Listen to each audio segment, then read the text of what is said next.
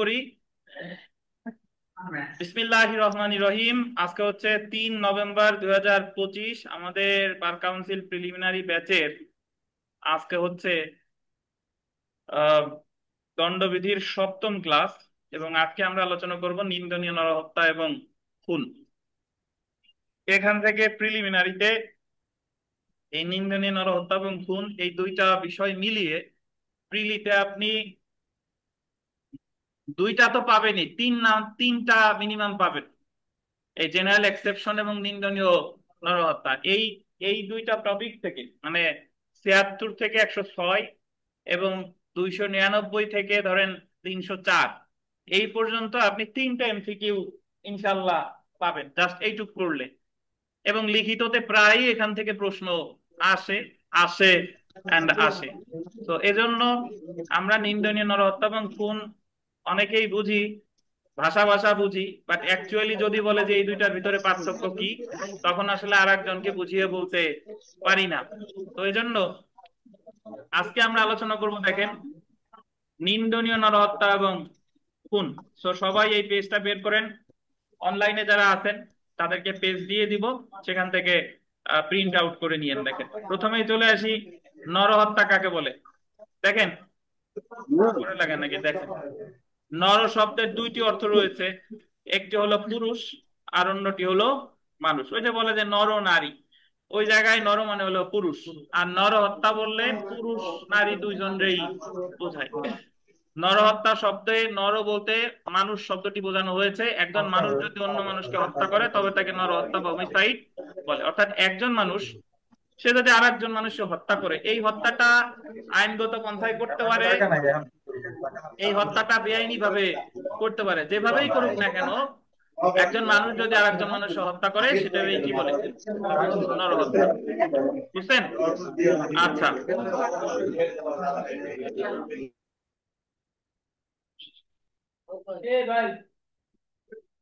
আচ্ছা, নরহত্যার প্রকারভেদ আমরা দেখি। দেখেন, নরহত্যা দুই প্রকার, একটা হলো আইনগত নরহত্যা আর একটা হলো বেআইনি বা নিন্দনীয় নরহত্যা। তো প্রথমে আমরা চলে আসি, আইনগত নরহত্যা আসলে কাকে বলে।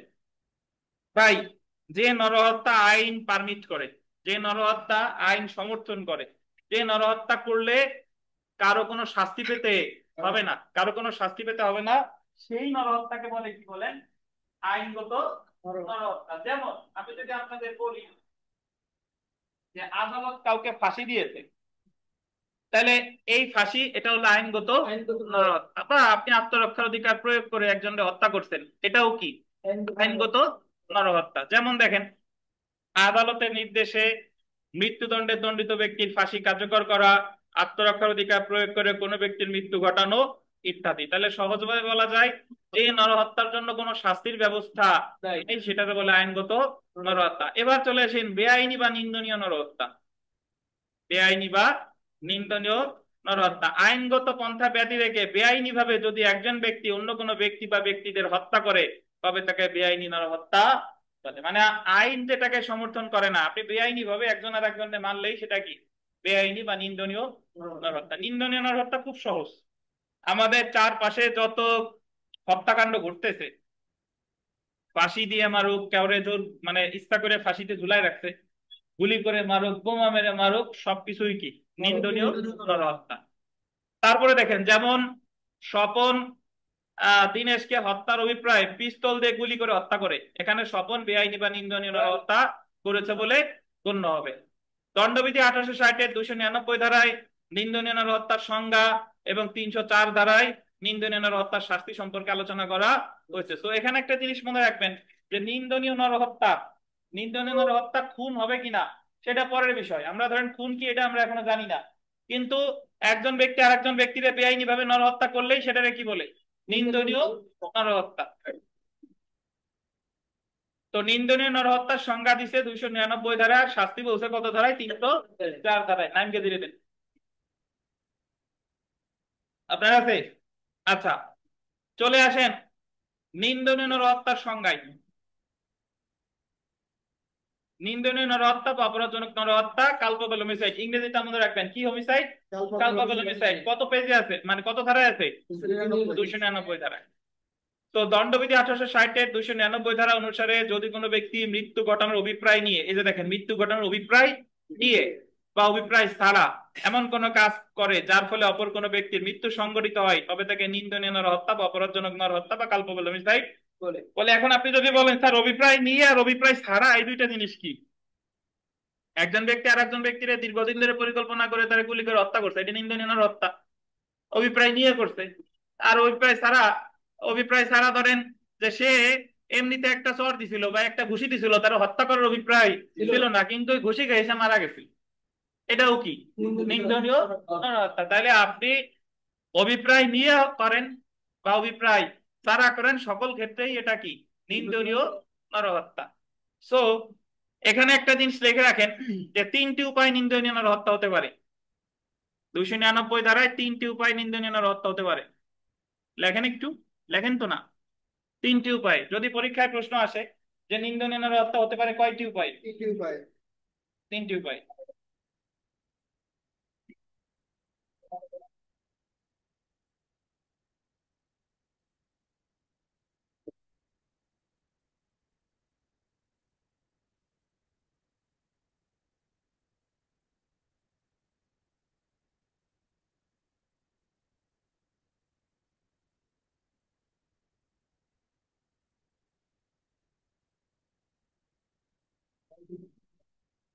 তো তাহলে নিন্দনীয় নরহত্যা কয়টি উপায় হতে পারে?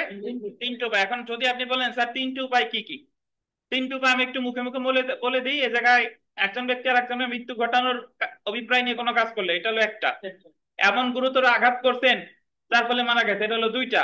আর এমন কোনো কাজ করছেন যার ফলে সে মারা গেছে, এটা হলো তিনটা। সো আপনি আপাতত যদি পরীক্ষায় প্রশ্ন আসে যে নিন্দনীয় নরহত্যা কয়টি উপায় হতে পারে, তিনটি উপায়। নিন্দনীয় নরহত্যার সংজ্ঞা দিছে কত ধারায়? 299 ধারা। নরহত্যা কাকে বলে? একজন ব্যক্তি আর একজন ব্যক্তির হত্যা করলে সেটা বলে নরহত্যা। আর নরহত্যা কয় প্রকার? দুই প্রকার, একটা হলো আইনগত আর একটা কি বেআইনি। আইনগত নরহত্যা কোনটা? যে নরহত্যা করলে শাস্তির কোনো ব্যবস্থা নাই, মানে যে নরহত্যা আইন সমর্থন করে সেটা বলে আইনগত নরহত্যা। আর বেআইনি নরহত্যা কোনটা? আইন যেটাকে সমর্থন করে না, যেটার জন্য শাস্তির পন্থা আছে, সেটা হলো বেআইনি বা নিন্দনীয় নরহত্যা। সংজ্ঞা দিয়েছে কত ধারায়? 299 ধারায়। অর্থাৎ দেখেন, অর্থাৎ একজন ব্যক্তি যদি বেআইনি ভাবে অপর কোনো ব্যক্তিকে হত্যা করে, তবে সর্বপ্রথম সেটি নিন্দনীয় নরহত্যা বলে গণ্য হবে। একজন ব্যক্তি যদি আরেকজন ব্যক্তিকে কিভাবে হত্যা করছে? বেআইনি ভাবে। তাহলে সর্বপ্রথম সেটা হলো কি নিন্দনীয় নরহত্যা। তবে উক্ত নিন্দনীয় নরহত্যা খুন বলে বিবেচিত হতেও পারে, আবার নাও পারে। এই নিন্দনীয় নরহত্যা খুন হতেও পারে, আবার নাও পারে। কোন নিন্দনীয় নরহত্যা খুন বলে বিবেচিত হবে বা হবে না, সেটা জানার জন্য কত ধারা পড়তে হবে? 300 ধারা পড়তে হবে। তাহলে নিন্দনীয় নরহত্যা খুন বলে বিবেচিত হতেও পারে, আবার নাও পারে। তো এটা খুন বলে বিবেচিত হবে কি হবে না, এটা জানার জন্য আমাদের পড়তে হবে কত ধারা? তো আমরা চলে আসি 300 ধারা, খুন বা মার্ডার।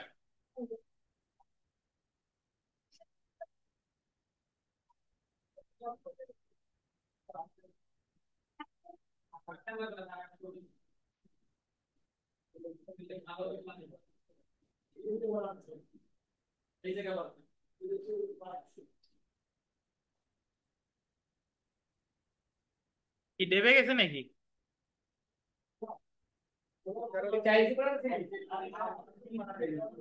আচ্ছা ঠিক আছে, দেখেন কোন 300 ধারা দেখেন, 300 ধারায় দুইটি ভাগ বা অংশ রয়েছে।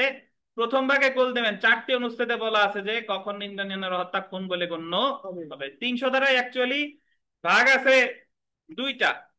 এখানে প্রথম ভাগে বলছে যে কোন কোন নিন্দনীয় নরহত্যা খুন হবে। when culpable homicide is murder, underline করেন, when culpable homicide is murder বলা হয়েছে যে কখন খুন বলে গণ্য হবে। এবং সেকেন্ড পার্টে বলছে ব্যতিক্রম অংশ, দ্বিতীয় অংশে বলে, দ্বিতীয় ভাগে বল দিবেন ব্যতিক্রম অংশ, যেখানে 5টি ব্যতিক্রম বলা রয়েছে, যেখানে বলা হয়েছে কখন নিন্দনীয় নরহত্যা খুন বলে গণ্য হবে না, when culpable homicide is not murder। So এই এখান থেকে প্রশ্ন আসতে পারে, বলতে পারে যে 300 ধারায় কয়টা ভাগ আছে? দুইটা ভাগ। প্রথম ভাগে বলা আছে যে কোন নিন্দনীয় নরহত্যা খুন হবে, আর দ্বিতীয় ভাগে বলে ব্যতিক্রম অংশ, যেখানে বলা হয়েছে যে কোন কোন নিন্দনীয় নরহত্যা গুলো খুন হবে না। তো প্রথমে আমরা চলে আসি 300 ধারার প্রথম ভাগ। যখন নিন্দনীয় নরহত্যা খুন বলে গণ্য হবে, when culpable homicide is murder। 300 ধারার প্রথম ভাগে 4টি অনুচ্ছেদ আছে, গোল দেবেন, প্রথম ভাগে 4টা অনুচ্ছেদ বা উপাদান আছে। আমাদের আশেপাশের যে কোনো হত্যাকাণ্ডের সাথে এই 4টা অনুচ্ছেদের বা উপাদানের যে কোনো একটা যদি মিলে যায় তাহলে সেই নিন্দনীয় নরহত্যা হয়ে যাবে খুন। তো প্রথম যে অনুচ্ছেদ সেটা দেখেন, অভিপ্রায় বা ইন্টেনশন। যখন একজন ব্যক্তি, আন্ডারলাইন করবেন, পূর্ব পরিকল্পনা বা হত্যার অভিপ্রায় নিয়ে অন্য কোনো ব্যক্তিকে হত্যা করে, প্রথমত উক্ত হত্যাটি নিন্দনীয় নরহত্যা বলে বিবেচিত হবে এবং উক্ত নিন্দনীয় নরহত্যাটি পরবর্তীতে খুন বলে গণ্য হবে, কারণ উক্ত নিন্দনীয় নরহত্যাটি পূর্ব পরিকল্পনা অভিপ্রায় অনুযায়ী সংঘটিত হয়েছে। অর্থাৎ আপনি দীর্ঘদিন ধরে পরিকল্পনা করে আসতেছেন যে অমুকরে হত্যা করব এবং সেই পরিকল্পনা অনুসারেই তাকে হত্যাটি করেছেন। সো যেহেতু একজন ব্যক্তি আরেকজন ব্যক্তির হত্যা করলে প্রথমত সেটি নিন্দনীয় নরহত্যা তো হয়ে বসেই আছে, যেহেতু এটা পূর্ব পরিকল্পনা অনুসারে করা হয়েছে তখন সেই নিন্দনীয় নরহত্যা গণ্য হবে কি বলে? উদাহরণ দেখেন, থমাস হত্যার অভিপ্রায় নিয়ে পিস্তল দিয়ে এডিসনকে গুলি করে এবং এডিসন মৃত্যুবরণ করে। প্রথমত এটি একটি নিন্দনীয় নরহত্যা, যেহেতু হত্যার অভিপ্রায় নিয়ে নিন্দনীয় নরহত্যাটি সংগঠন করা হয়েছে তাই এক্ষেত্রে উক্ত নিন্দনীয় নরহত্যাটি খুন বলে বিবেচিত। বুঝছেন? তাহলে আমরা বলতে পারি যে সকল খুনই নিন্দনীয় নরহত্যা, কিন্তু সকল নিন্দনীয় নরহত্যা কিন্তু খুন নয়। তাহলে প্রথম উপাদান আমরা পেলাম অভিপ্রায়। দ্বিতীয় উপাদান দেখেন জ্ঞান বা নলেজ, খুবই গুরুত্বপূর্ণ, জ্ঞান বা নলেজ। জ্ঞান হচ্ছে এরকম, আমরা একটু পড়ি দেখেন, যদি কোনো ব্যক্তি অপর কোনো ব্যক্তিকে এমন জ্ঞান নিয়ে শারীরিক আঘাত করে যার সম্ভাব্য ফলাফল মৃত্যু এবং উক্ত আঘাতের ফলে উক্ত ব্যক্তি মৃত্যুবরণ করে, তাহলে উক্ত নিন্দনীয় নরহত্যা খুন বলে বিবেচিত হবে। মানে এমন জ্ঞান নিয়ে কাজটা করছে। আসসালামু আলাইকুম।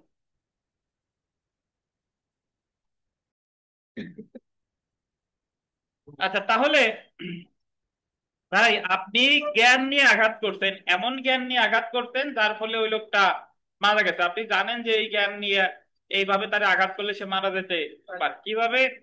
ধরেন একজন লোক দুরারোগ্য ব্যাধিতে আক্রান্ত, এখন তারে যদি আপনি মুখে একটা থাপ্পড়ও দেন তাতেও সে মারা যাওয়ার সম্ভাবনা আছে, কিন্তু ওই থাপ্পড়টা একজন সুস্থ সবল মানুষকে দিলে মারা যাওয়ার কথা না। তো আপনি জেনে শুনেই ওই ওই লোকটারে থাপ্পড় দিচ্ছেন, সে মারা গেছে। তো এটা প্রথমত নিন্দনীয় হত্যা, তারপরে এটা কি খুন, কারণ আপনি জ্ঞান নিয়ে আঘাতটা করছেন। কিন্তু আপনি যদি না জানতেন যে সে দুর্রোগ্য ব্যাধিতে আক্রান্ত, বাট তারে থাপ্পড় দিচ্ছেন, আপনি জানেন না যে সে আসলে দুর্রোগ্য ব্যাধিতে আক্রান্ত, থাপ্পড় দিলে সে মারা গেছে, এই ক্ষেত্রে যেহেতু আপনার জ্ঞান ছিল না, সো এটা নিন্দনীয় নরহত্যা হিসেবেই থাকবে, এটা খুন হবে না। তাহলে দুইটা বিষয়, আপনি জ্ঞান নিয়ে আঘাত করলে সেটা কি খুন, আর জ্ঞান ছাড়া আঘাত করলে খুন হবে। বুঝলেন? আরেকটা এখানে আরেকটা দৃষ্টি আছে, আরেকটা দিক থেকে যদি বলি, সেটা হলো যে আপনি জ্ঞান নিয়ে, জ্ঞান নাই, ধরেন আপনি জানেন না সে দুর্রোগ্য ব্যাধিতে আক্রান্ত, কিন্তু তারে আপনি এমন একটা আঘাত করছেন যে একজন সুস্থ স্বাভাবিক মানুষকে আঘাত করলে ওই আঘাতে মারা যাওয়ার জন্য যথেষ্ট, সেই ক্ষেত্রেও ওই নিন্দনীয় নরহত্যা কি হবে? বুঝছেন? তাহলে এখানে মোট 3 ধরনের উদাহরণ আপনার মনে রাখতে হবে। সে দুর্রোগ্য ব্যাধিতে আক্রান্ত, জ্ঞান নিয়ে আঘাত করছেন, হালকা আঘাত, মারা গেছে, খুন। দুর্রোগ্য ব্যাধিতে আক্রান্ত, জ্ঞান ছাড়া হালকা আঘাত করতে মারা গেছে, নিন্দনীয় নরহত্যা। দুর্রোগ্য ব্যাধিতে আক্রান্ত, আপনি জানেন না বাট এমন আঘাত করছেন যে সুস্থ স্বাভাবিক মানুষের মারা যাওয়ার জন্য যথেষ্ট, এটাও কি খুন। তাহলে উদাহরণ দেখেন, জামান একটি দুর্রোগ্য ব্যাধিতে আক্রান্ত যে একটি সামান্য আঘাতেই তার মৃত্যু হতে পারে। আরিফ জামানের উক্ত ব্যাধির বিষয়ে জেনে স্বেচ্ছায় জামানকে এমন আঘাত করে যা একজন সুস্থ মানুষের মৃত্যুর জন্য যথেষ্ট নয়। এমন আঘাত করতে যে একজন সুস্থ মানুষের মারা যাওয়ার জন্য কি যথেষ্ট নয়, কিন্তু জামান উক্ত আঘাতের ফলে মৃত্যুবরণ করে, ফলে আরিফ এখানে খুন করেছে বলে বিবেচিত হবে। উপরোক্ত ঘটনায় আরিফ যদি জামানের শারীরিক ব্যাধির ব্যাপারে অবগত না থেকে আঘাত করতো তবে উক্ত নিন্দনীয় হত্যা খুন বলে বিবেচিত হতো না। বুঝেন কিনা? তাহলে আমরা প্রথম উপাদান পেলাম কি অভিপ্রায়, 2 নম্বর উপাদান পেলাম কি জ্ঞান। এই মাহবুব সাহেব তাগাই তো যাচ্ছেন একেবারে সেই লেভেলের, বলেন তো জ্ঞান দ্বারা কি বুঝাইছে, বলেন, ব্যাখ্যা দেবেন, জোরে বলবেন, জোরে, অনেক জোরে বলেন। স্যার জ্ঞান নিয়ে যদি আঘাত করা হয় তাহলে খুন, জ্ঞান ছাড়া আঘাত করলে নিন্দনীয় নরহত্যা। কিভাবে উদাহরণ দিয়ে বোঝান। যেমন আরিফ জামানরে জ্ঞান নিয়ে যদি আঘাত করে, হ্যাঁ। তাহলে এটা হবে খুন স্যার। হুম। আর যদি জ্ঞান ছাড়া আঘাত করে, অজ্ঞান অবস্থায় ছিল। জ্ঞান ছাড়া স্বাভাবিক যে মারা গেছে স্যার, এই অবস্থায় যদি, তাহলে এটা নিন্দনীয় নরহত্য হবে স্যার। জি, ধন্যবাদ। দেখেন, আমরা তৃতীয় অনুচ্ছেদে যাই, আঘাতের প্রকৃতি, নেচার অফ ইনজুরি।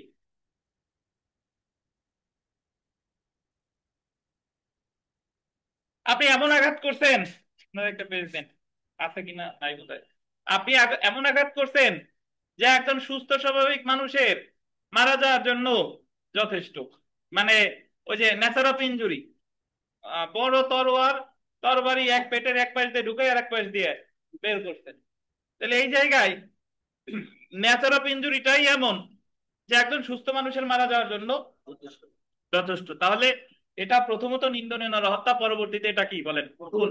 এই যে দেখেন, যদি কোনো ব্যক্তি অপর কোনো ব্যক্তিকে এমন শারীরিক জখম বা আঘাত করে যার একমাত্র ফলাফল মৃত্যু, তখন উক্ত নিন্দনীয় নরহত্যা খুন বলে বিবেচিত হবে। উদাহরণ দেখেন, পিটার ইচ্ছাকৃতভাবে একটি তরবারি মাইকেলের পেটের মধ্যে এমন ভাবে ঢুকিয়ে দেয়, উক্ত জখম বা আঘাতের প্রকৃতি এমন যার একমাত্র ফলাফল হলো মৃত্যু। মাইকেল মৃত্যুবরণ করে। এখানে পিটার পিটার কর্তৃক লেখেন, পিটার কর্তৃক সংগঠিত নিন্দনীয় নরহত্যা খুন বলে বিবেচিত হবে, কারণ এই জায়গায় কি আছে, ন্যাচার অফ ইনজুরি। তাহলে আমরা তিনটা উপাদান কি কি পেলাম: অভিপ্রায়, জ্ঞান, আঘাতের প্রকৃতি। আপনি যদি এই জিনিসগুলো এখন মনে রাখেন, লিখিত পরীক্ষার সময় এইভাবে লিখতে হবে যে নিন্দনীয় নরহত্যা কখন কোন বলে গণ্য হবে, তখন নিজে নিজে মনে রেখেই লিখতে পারবেন। এখন আজাদ সাহেব আবার পিছনে মনে মনে ভাবছে, হয় এই জায়গাতে তো বলে যাচ্ছে, যদি লিখতেই পারতাম তাহলে তো রেজাল্ট ঠিকই আসতো। আচ্ছা দেখেন, চতুর্থ অনুচ্ছেদ দেখেন, চতুর্থ অনুচ্ছেদ, আসন্ন বিপজ্জনক কার্য, ইমিনেন্টলি ডেঞ্জারাস অ্যাক্ট, আন্ডারলাইন করেন, আসন্ন বিপজ্জনক কার্য, এটার ইংরেজিতে কি বলে, ইমিনেন্টলি ডেঞ্জারাস অ্যাক্ট। যদি কোনো ব্যক্তির হত্যা সংগঠনের গোল দিবেন অভিপ্রায় নাও থাকে, মানে কোন নির্দিষ্ট ব্যক্তির হত্যা করার অভিপ্রায় তার নাই, কিন্তু সে যদি এমন কোন বিপজ্জনক কাজ করে যার একমাত্র ফলাফল মৃত্যু, তখন উক্ত নিন্দনীয় নরহত্যা খুন বলে বিবেচিত। আপনার কোন নির্দিষ্ট ব্যক্তিরে হত্যা করার অভিপ্রায় আপনার নাই, বাট আপনি এমন একটা কাজ করছেন যার একমাত্র স্বাভাবিক ফলাফল হলো কি, মৃত্যু, তাহলে সেটা কি হবে, খুন হিসেবে বিবেচিত। আপনি একটা মিছিল যাচ্ছিল, বন্দুক দিয়ে মিছিলের উপর গুলি চালাইছেন। এখন আপনি যদি বলেন যে কোনো নির্দিষ্ট ব্যক্তির তো মারার অভিপ্রায় আমার ছিল না, দরকার নাই, আপনার এই কাজের একমাত্র ফলাফল কি, মৃত্যু। আপনি আর কি করতে করতে মাহবুব সাহেব নির্মল্লে ঠেলা দিয়ে 5 তলা ছাদে থেকে ফেলাই দিছে, বলে যে আমি তো আর কি করে ফেলাইছেন, আর আসলেই হত্যা করার অভিপ্রায় নাই, তবুও ওই জায়গায় উনি কি করতে বলে গণ্য হবে, খুন করেছে বলে গণ্য হবে, কারণ উনি এমন একটা কাজ করেছে যার একমাত্র স্বাভাবিক ফলাফল কি, মৃত্যু। বুঝছেন? তাহলে এজন্য পরীক্ষায় প্রশ্ন আসে যে কোন উপাদানের ক্ষেত্রে অভিপ্রায় যদি নাও থাকে তবুও সেটা কোন বলে গণ্য হবে, চতুর্থ। কোন উপাদান, চতুর্থ উপাদান। চতুর্থ উপাদান কি, আসন্ন বিপজ্জনক। উদাহরণ পড়ি আমরা, দেখেন, কোন সুনির্দিষ্ট কারণ ছাড়াই আরিফ জনতার উপর বন্দুক দিয়ে গুলি চালায় যার ফলে একজন ব্যক্তি মারা যায়। এখানে আরিফ কর্তৃক সংঘটিত নিন্দনীয় নরহত্যা খুন বলে বিবেচিত হবে, যদিও সুনির্দিষ্ট কোনো ব্যক্তিকে হত্যার অভিপ্রায় আরিফের ছিল না। বুঝছেন? আপনি জনতার উপর কাউরে মারার অভিপ্রায় নাই, আপনি বাসায় একটা বোমা বানাইছেন, এখন ফাটাইছেন যে কে কেমন আহত হয় এটা দেখার জন্য, মারা গেছে, কি করছেন, খুন করেছেন বলে গণ্য হবে। যদি বলেন যে রানার আমার নির্দিষ্ট কোনো ব্যক্তির হত্যা করার অভিপ্রায় ছিল না, দরকার নাই, কোন উপাদানের সাথে মিলে যায়, ইমিনেন্টলি ডেঞ্জারাস অ্যাক্টের সাথে মিলে যায়। তাহলে নিন্দনীয় নরহত্যা কখন খুন বলে গণ্য হবে, 300 ধারার কোন অংশ বলেছে বলেন, প্রথম অংশে কয়টা উপাদান, প্রথমত অভিপ্রায় বা ইন্টেনশন, জ্ঞান বা নলেজ, আঘাতের প্রকৃতি বা নেচার অফ ইনজুরি, আর হচ্ছে আসন্ন বিপজ্জনক কার্য, ইমিনেন্টলি ডেঞ্জারাস অ্যাক্ট। এই 4টা উপাদানের সাথে যদি কোন নিন্দনীয় নরহত্যার ঘটনা মিলে যায়, তাহলে সেই নিন্দনীয় নরহত্যা কি হবে বলেন, খুন হবে। আশা করি বুঝতে পারছেন। এখন আমরা 300 ধারার তৃতীয় ভাগ বা ব্যতিক্রম অংশ পড়বো। দেখেন, 300 ধারার দ্বিতীয় ভাগ বা গোল দিবেন ব্যতিক্রম অংশ যখন নিন্দনীয় নরহত্যা খুন বলে বিবেচিত হবে না।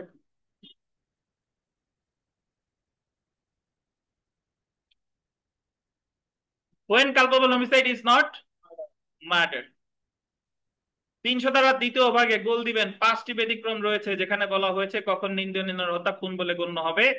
আমরা জানি যে সাধারণ ব্যতিক্রম আমরা ইতিমধ্যে পড়ে এসেছি 76 থেকে কত ধারা বলেন, 73 থেকে 106 না? তো ওই সাধারণ ব্যতিক্রম ছাড়া দণ্ডবিধিতে কিন্তু আরো ব্যতিক্রম আছে, যেরকম 300 ধারার দ্বিতীয় অংশে ব্যতিক্রম আছে কয়টা? 5টা। যেখানে বলা হয়েছে যে একজন ব্যক্তি আর একজন ব্যক্তি হত্যা করলেও সেটা কি হবে না, খুন হবে না। তো প্রথমে আমরা যেটা পড়বো দেখেন, প্রথম ব্যতিক্রম সেটা হলো, প্রথম ব্যতিক্রম আন্ডারলাইন করবেন, গুরুতর এবং আকস্মিক উত্তেজনা, গ্রেভ এন্ড সাডেন প্রভোকেশন। গুরুতর এবং আকস্মিক উত্তেজনা মানে আপনি একজন ব্যক্তিকে হত্যা করছেন কিন্তু তারে হত্যা করার কোনো অভিপ্রায় আপনার ছিল না, কিন্তু সে হঠাৎ করে আপনার এমন আজে বাজে কথা বা এমন প্ররোচনা দিতেন যে রাগ হয়ে তারে আপনি হত্যা করতে বাধ্য হইছেন, রাগ হয়ে হত্যা করতে বাধ্য হইছেন, তাহলে সেক্ষেত্রে এটা কি হবে বলেন? এটা খুন হবে না, এটা কি হবে? নিন্দনীয় নরহত্যা। এই যে দেখেন, কোন প্রকার পূর্ব পরিকল্পনা বা অভিপ্রায় ব্যতীত যদি কোনো ব্যক্তি গুরুতর এবং আকস্মিক উত্তেজিত হয়ে অপর কোনো ব্যক্তির মৃত্যু ঘটায় তবে উক্ত নিন্দনীয় নরহত্যা খুন বলে বিবেচিত হবে না। যেমন আমরা এখানে একটা উদাহরণ দিচ্ছি দেখেন, খান ল একাডেমিতে বেঞ্চে বসা নিয়ে হঠাৎ করে হেলাল ও অসীম তর্কে জড়িয়ে যায়। ও বলছে আমি এই জায়গা বসবো, অমুক বলছে আমি এই জায়গা বসবো। তর্কাতর্কির এক পর্যায়ে হেলাল গুরুতর এবং আকস্মিক উত্তেজিত হয়ে অসীমের মাথায় কাঠের চেয়ার ছুঁড়ে মারে, যার ফলে শ্রুতিতে অসীম কি মৃত্যুবরণ করে। তাদের মধ্যে আগে থেকে কিন্তু কোনো পরিকল্পনা ছিল না, কিন্তু ওই মুহূর্তে তারা তর্কাতর্কি করতে করতে হঠাৎ করে একটা চেয়ার ছুঁড়ে মারছে, অসীম মারা গেছে। এখানে হেলাল যেহেতু আকস্মিক উত্তেজিত হয়ে অসীমকে হত্যা করেছে তাই উক্ত নিন্দনীয় হত্যা খুন বলে বিবেচিত হবে না, কারণ হেলাল তো আর বাড়িতে পরিকল্পনা করে আসে নাই। এখন আপনি যদি বলেন যে স্যার তাহলে এই জায়গা তো সে বাড়ির থেকে পরিকল্পনা না করে আসুক, বাট নেচার অফ ইনজুরি তৃতীয় অনুচ্ছেদের সাথে তো এটা মিলা যায়, মেলে না? ওই যে একটু আগে বলছি না যে nature of injury, nature of injury যদি হয় সেটা খুন হয়। আচ্ছা মিললেও মিলতেই পারে, নেচার অফ ইনজুরির সাথে এটা মিলতেই পারে, কিন্তু তখন দেখবো কোন পরিস্থিতিতে এটা করছে। নেচার অফ ইনজুরির আগে প্রাধান্য পাবে যে সে কি পূর্ব পরিকল্পনা করেছিল না কাজটি সে হঠাৎ করে করেছিল। দেখতে হবে হঠাৎ করে করছিল, সো এটা কি হবে না, খুন হবে না। বুঝছেন? এখন আমরা চলে আসি যে প্রথম ব্যতিক্রমের আবার 3টা ব্যতিক্রম আছে যেখানে নিন্দনীয় নরহত্যা খুন বলে বিবেচিত হবে। অর্থাৎ আপনার যদি উত্তেজনা থেকেও থাকে, গুরুতর এবং আকস্মিক উত্তেজনা আপনার দিয়েও থাকে, তবুও আপনি যদি তাদের হত্যা করেন সেটা কি হবে, খুনই হবে, এটা নিন্দনীয় নরহত্যা হবে না। এই 3টা ব্যতিক্রম আছে। প্রথমটা দেখেন, যদি কোনো ব্যক্তি উত্তেজনাকে গোল দিবেন অজুহাত হিসেবে ব্যবহার করে, যদি কোনো ব্যক্তি উত্তেজনাকে অজুহাত হিসেবে ব্যবহার করে কোনো হত্যা সংগঠন করে তবে উক্ত নিন্দনীয় হত্যা খুন বলে বিবেচিত হবে। কি হিসেবে ব্যবহার করবে? অজুহাত। তো যেমন আমি এই সেম উদাহরণটা, আপনি আগে থেকে পরিকল্পনা করে আসছে হেলাল যে আজকে খালি অসীম কিছু বলুক, বা ওরে আজকে আমি হালকা একটু খুঁচাবো, আগে যাইয়ে ও আমার যে কিছু বলবে ওরে আজকে শেষ করে ফেলবো, খতম করে ফেলবো। তার মানে আগে থেকে আপনার কি ছিল, পরিকল্পনা ছিল। তখন এটা কি হয়ে যাবে, খুন হয়ে যাবে। এই যে দেখেন, যেমন খানলো একাডেমিতে আসার পূর্বে হেলাল পূর্ব পরিকল্পনা করে আসে যে আজকে অসীমের সাথে আর কি করার ফলে হঠাৎ সে গুরুতর এবং আকস্মিক উত্তেজনার ফলে আসামিকে হত্যা করবে। এখানে হেলাল যদি অসীমকে হত্যা করে তবে উক্ত নিন্দনীয় হত্যা খুন বলে বিবেচিত হবে। বুঝতে পেরেছেন? তাহলে এখানে অজুহাতটা আপনি যদি গুরুতর এবং আকস্মিক উত্তেজনাকে অজুহাত হিসেবে দেখান, অজুহাত হিসেবে দেখালে কি হবে, খুন হবে। তারপরে দেখেন তারপরেরটা, উত্তেজিত হয়ে সরকারি কোনো কর্মকর্তাকে হত্যা করলে উক্ত নিন্দনীয় হত্যা খুন বলে বিবেচিত হবে। উত্তেজিত হয়ে মানে আপনারা যদি উত্তেজনাটা সরকারি কর্মকর্তা দেয়, সরকারি কর্মকর্তা ম্যাজিস্ট্রেট সাহেব বলতেছে কাঠগড়ায় দাঁড়ায় যে সাক্ষী হইছে, এর একটা কথাও বিশ্বাসযোগ্য না। ম্যাজিস্ট্রেটের কথা শুনে সাক্ষী এমন রাগ হইছে, ধরেন সে ওই লাফ দিয়ে গিয়ে ম্যাজিস্ট্রেটকে মেরে ফেলছে, ওই গলায় কামড় দিয়ে ধরেন মেরে ফেলছে। তাহলে এই ক্ষেত্রে সাক্ষী যদি বলে যে আমি তো উত্তেজিত হয়ে কাজটা করছি, হ্যাঁ ও উত্তেজিত হয়ে করছে, বাট সে মারছে কারে? সরকারি কর্মকর্তাকে। সরকারি সরকারি কর্মকর্তার ক্ষেত্রে কোনো উত্তেজনা দেখানো যাবে না। উত্তেজনা দেখাইলেই সেটা কি হবে? খুন হবে। আহ দেখেন, একজন সাক্ষীর জবানবন্দি গ্রহণ শেষে ম্যাজিস্ট্রেট সাক্ষীকে উদ্দেশ্য করে বলে যে তিনি সাক্ষীর একটি কথাও বিশ্বাস করেন না। সাক্ষী এই কথা শুনে আকস্মিক উত্তেজিত হয়ে ম্যাজিস্ট্রেটকে হত্যা করেন। এই ক্ষেত্রে উক্ত সাক্ষী খুন করেছে বলে কি হবে? গণ্য হবে। বাট যখন উকিল সাহেবরা জেরা করেন, তখন অনেক সময় ওই সাক্ষীরা উত্তেজিত হয়ে যায়। তাও যদি উকিল মেরে ফেলে তাহলে কি হবে? উত্তেজিত হয়ে যদি উকিল মারে তাইলে কি হবে? তাহলে নিন্দনীয় নরহত্যাই হবে, ওটা কিন্তু খুন হচ্ছে না। তাহলে অজুহাতটা যদি আপনি সরি উত্তেজনারে অজুহাত হিসেবে দেখালে খুন হবে। উত্তেজনাটা যদি সরকারি কর্মকর্তা দেয়, তারা যদি হত্যা করেন, সেটাও কি হবে? খুন হবে। 3 নাম্বারটা একটু মনে রাখতে হবে, যে বৈধভাবে আত্মরক্ষার অধিকার প্রয়োগকালে কোনো উত্তেজনা দিয়ে থাকলে, লাইনটা আবার দেখেন, বৈধভাবে আত্মরক্ষার অধিকার প্রয়োগকালে কোনো উত্তেজনা দিয়ে থাকলে উক্ত উত্তেজনার বশবর্তী হয়ে হত্যা করলে তা খুন বলে গণ্য হবে। এই কথা অর্থ হলো, আমরা তো জানি যে আত্মরক্ষার অধিকার প্রয়োগে কোনো কাজ কি অপরাধ না। আত্মরক্ষার অধিকার প্রয়োগকালে যদি আপনি কোনো কাজ করেন, সেটা কি না? অপরাধ না। এখন নির্মল, ধরেন সে এই মাহবুব সাহেবরে একটা খুঁচা দিছে বা একটা আঘাত করতে গেছে। এখন মাহবুব সাহেব নির্মলের এই আঘাতের বিরুদ্ধে আত্মরক্ষার অধিকার প্রয়োগ করছে। এখন প্রথম আঘাতটা কে করছে বলেন তো? নির্মল। তাহলে মাহবুব সাহেব আত্মরক্ষার অধিকার প্রয়োগ করে সে কি কোনো অপরাধ করছে? তার তো আত্মরক্ষার অধিকার প্রয়োগের অধিকার আছে। এখন নির্মল দ্বিগুণ রাগ হইছে যে আঘাত করছি করছি, আত্মরক্ষার অধিকার প্রয়োগ করার দরকার কি? নির্মল রাগ হয়ে মাহবুব সাহেব মেরে ফেলছে। এখন নির্মল যদি বলে আমার অজুহাত ছিল, আমি আমার উত্তেজনা দিছে এই কারণে আঘাত করছে, হবে না। উত্তেজনা তো তোমার ইচ্ছা করে দেয় নাই, সে কখন দিছে? আত্মরক্ষার অধিকার প্রয়োগে উত্তেজনা দিছে। তো আত্মরক্ষার অধিকার প্রয়োগে যদি উত্তেজনা দেয় এবং সেই উত্তেজনার বশবর্তী হয়ে যদি তারে হত্যা করা হয়, সেটা কি হবে? খুন হবে। এই যে দেখেন, আরিফ ইব্রাহিমকে আঘাত করতে গেলে ইব্রাহিম নিজেকে রক্ষার জন্য আত্মরক্ষার অধিকার প্রয়োগ করে। আরিফ ইব্রাহিম জানেন তো, আমাদের ইব্রাহিম সাহেব আর আরিফ সাহেব। তো আরিফ আঘাত করতে গেছে কারে? ইব্রাহিম রে। এবং ইব্রাহিম নিজেকে আত্মরক্ষার অধিকার প্রয়োগ করে এবং বলে যে আপনি বিশ্বাস বংশের ছেলে বলে আমাকে আঘাত করার অধিকার আপনার নেই। বাবু বললো যে আপনি উকিল সাহেবের ভাই বলে কি আমারে আঘাত করবেন নাকি? এই কথা শুনে আরিফ উত্তেজিত হয়ে ইব্রাহিমকে হত্যা করে। আরিফ বলতেছে যে তোরে আঘাত করছি, চুপ করে মার খা, কথা বলার দরকার কি? এইটা আরিফ দ্বিগুণ উত্তেজিত হয়ে ইব্রাহিম রেখে মেরে ফেলছে। তো এই ক্ষেত্রে উক্ত নিন্দনীয় নরহত্যা কি হবে?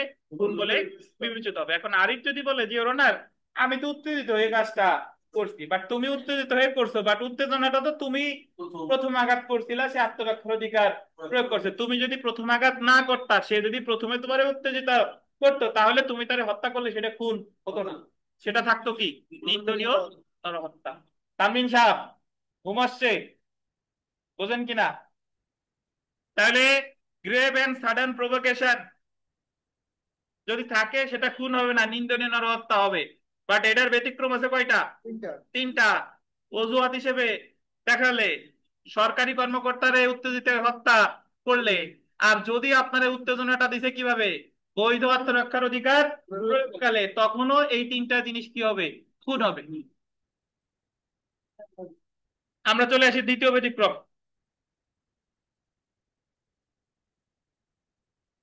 আখিনুর আর মিলন। এই 1 নম্বর ব্যতিক্রমটা কি বলেন তো? প্রথম যেটা বললাম 1 নম্বর ব্যতিক্রমটা কি? স্যার এই যে 300 স্যার। 300 যে 5টা ব্যতিক্রমের প্রথমটা বলে করলে হবে না। কি? কখন হবে না? গুরুতর এবং আকস্মিক যদি উত্তেজিত হয়ে কোনো কাজ করলে সেটা খুন হবে না। তবে খুন হবে আবার ব্যতিক্রম আছে কয়টা? তিনটা। সেই তিনটা কি কি? আকস্মিক অজুহাত, অজুহাত, সরকারি কর্মচারীর হত্যা, বৈধ আত্মরক্ষা। আর বৈধ আত্মরক্ষার অধিকারে অধিকার প্রয়োগকালে যদি উত্তেজনা দিয়ে থাকে। দ্বিতীয় ব্যতিক্রমে আসেন, কোন ব্যক্তি বৈধ আত্মরক্ষার অধিকার অতিক্রম করে, আন্ডারলাইন করবেন, কোন ব্যক্তি বৈধ আত্মরক্ষার অধিকার অতিক্রম করে সরল বিশ্বাসে অপর কোন ব্যক্তির মৃত্যু ঘটালে উক্ত নিন্দনীয় হত্যা খুন বলে বিবেচিত হবে না। সো আন্ডারলাইন করবেন, বৈধ আত্মরক্ষার অধিকার অতিক্রম করে। আমরা জানি আঘাত যতটুকু প্রতিঘাত ততটুকু, আঘাতের বেশি যদি আপনি প্রতিঘাত করেন তাহলে কিন্তু আপনি জেনারেল এক্সেপশনের সুবিধা পাবেন না, তাহলে ওইটা অপরাধ হিসেবে গণ্য হবে। এখন আপনারে একজন চাবুক দিয়ে মারতে আসছে, চাবুক দিয়ে মারতেছে মারতেছে, এখন আপনি দেখতেছেন যে ওর চাবুকের হাতের তো আমি বাঁচতে পারবো না, তারে আপনি গুলি করে মেরে ফেলছেন। তো তখন আপনারা যদি কেউ চাবুক দিয়ে আঘাত করতে আসে, আপনার পাল্টা চাবুক দিয়ে আঘাতের অধিকার আছে, কিন্তু তারে তো আপনি গুলি করে তো মারতে পারেন না। এখন আপনি যদি বলেন যে এরকম আমি সরল বিশ্বাসে মেরে ফেলছি, কেন সরল বিশ্বাসে? যে আমি ভাবছি যে চাবুক দিয়ে তো আমার অনবরত মারতেই থাকবে, এই কারণে মেরে ফেলছি। তো এখানে আপনার অপরাধ যেটা হয়েছে সেটা কি? নিন্দনীয় নরহত্যা। যদি আপনি প্রমাণ করতে পারেন যে আমি আত্মরক্ষার অধিকার অতিক্রম করছি, কোন ভাবে? সরল বিশ্বাসে। এই যে দেখেন, যেমন আরিফ ইব্রাহিমকে একটি ঘুষি দিতে গেলে ইব্রাহিম বৈধ আত্মরক্ষার অধিকার প্রয়োগ করে সরল বিশ্বাসে আরিফের মাথায় বাঁশ দিয়ে আঘাত করে এবং আরিফ মৃত্যুবরণ করে। সাধারণত আঘাত যতটুকু আত্মরক্ষার অধিকার প্রয়োগ করলে প্রতিঘাত ততটুকু। যেহেতু ইব্রাহিম আত্মরক্ষার অধিকার অতিক্রম করে সরল বিশ্বাসে আঘাত করেছে, তাই উক্ত নিন্দনীয় হত্যা খুন বলে বিবেচিত। এখন আমাদের নর্মালি যে জিনিসটা ছাত্রদের, আপনারা যারা পরীক্ষার্থী, আপনাদের যে ভুলটা হয় আর কি, ওই যে তিনটা ব্যতিক্রমের 3 নাম্বারটা আর 5টা ব্যতিক্রমের 2 নাম্বারটার মধ্যে ঝামেলা বাঁধে। আপনি ওই যে তৃতীয় ব্যতিক্রমের যে 3 নাম্বার, এটা হলো 3বার আঘাত হইছে, প্রথমবার দিছে, পরের বার আত্মরক্ষার অধিকার প্রয়োগ করছে, পরের বার সে আবার দিছে, 3বার। সো আপনি মনে রাখবেন তৃতীয় ব্যতিক্রমে কয়বার? 3বার। আর দ্বিতীয় ব্যতিক্রমে আঘাত হয়েছে 2বার। দ্বিতীয় দ্বিতীয় মানে 2বার, মানে আমি আঘাত করছি, যারা আঘাত করছি সে আমার মেরে ফেলছে, তাহলে আঘাত হয়েছে কয়বার? 2বার। সে যদি আমার সরল বিশ্বাসে মেরে ফেলে তাহলে তার হয়েছে কি? নিন্দনীয় নরহত্যা, তার খুন হয় নাই। বুঝতে পারছেন? আর তৃতীয় ব্যতিক্রমে আঘাত হয়েছে কয়বার? 3বার। প্রথমে একজন আঘাত করছে, আর একজন প্রতিহত করছে, এরপরে যে প্রথমবার আঘাত করছিল সে আবার আঘাত করছে, তখন সেটা কি হবে? খুন। তাহলে আমরা চলে আসি তৃতীয় ব্যতিক্রম। সরকারি কর্মকর্তা, আন্ডারলাইন করবেন, সরকারি কর্মকর্তা গোল দিবেন, সরল বিশ্বাসে তার উপর অর্পিত আইনগত ক্ষমতা অতিক্রম করে অন্য কোনো ব্যক্তির মৃত্যু ঘটালে তা খুন বলে বিবেচিত হবে না। সরকারি কর্মকর্তার উপর যে ক্ষমতা আছে, তখন সে তার ক্ষমতা অতিক্রম করছে সরল বিশ্বাসে। কারণ পুলিশ একজন আসামি ধরতে গেছে, আসামি দৌড় দিয়ে পালাই যাইতে গেছে, পুলিশ সরল বিশ্বাসে তার পায়ে গুলি করছে। পায়ে গুলি করলে সাধারণত কারো মারা যাওয়ার কথা না, কিন্তু এই গুলি ধরেন লেগে গেছে পেটে বা মাজার কোমরে, এবং অতিরিক্ত রক্তক্ষরণে সে মারা গেছে, তাহলে পুলিশ এই জায়গায় দায়ী হবে কিসের জন্য? নিন্দনীয় নরহত্যার জন্য, যদি পুলিশ প্রমাণ করতে পারে এখানে সে কাজটা করেছে কি বিশ্বাসে? সরল বিশ্বাস। যেমন একজন পুলিশ অফিসার কোন দস্যুকে গ্রেফতার করার জন্য তার পায়ে গুলি করলে উক্ত গুলি ভুলক্রমে উক্ত দস্যুর মাথায় লাগে এবং উক্ত দস্যু মৃত্যুবরণ করে। যেহেতু পুলিশ অফিসার সরল বিশ্বাসে তার উপর অর্পিত আইনগত ক্ষমতা পালনকালে তার ক্ষমতা অতিক্রম করে উক্ত হত্যাটি সংগঠিত করেছে, তাই উক্ত নিন্দনীয় হত্যা খুন বলে বিবেচিত হবে। তাহলে সরকারি কর্মকর্তা যদি সরল বিশ্বাসে করে সেটা কি হবে না? খুন হবে না। চতুর্থ ব্যতিক্রমে আমরা চলে আসি, দেখেন আকস্মিক কলহ বা সাডেন ফাইট। এটা প্রথমের মতো। আকস্মিক কলহ বা সাডেন ফাইট, দেখেন পূর্ব পরিকল্পনা বা অভিপ্রায় ব্যতীত যদি কোনো ব্যক্তি গুরুতর এবং আকস্মিক কলহে উত্তেজিত হয়ে অপর কোনো ব্যক্তির মৃত্যু ঘটায় তবে উক্ত নিন্দনীয় হত্যা খুন বলে বিবেচিত হবে না। উদাহরণ প্রথম ব্যতিক্রমের মতো, ওই যে ধরেন দুইজনের মধ্যে হঠাৎ করে ঝগড়া লাগছে, পরে একজন আর একজনকে এমন আঘাত করছে, মেরে গেছে, মারা গেছে, তো এটা কি হবে না?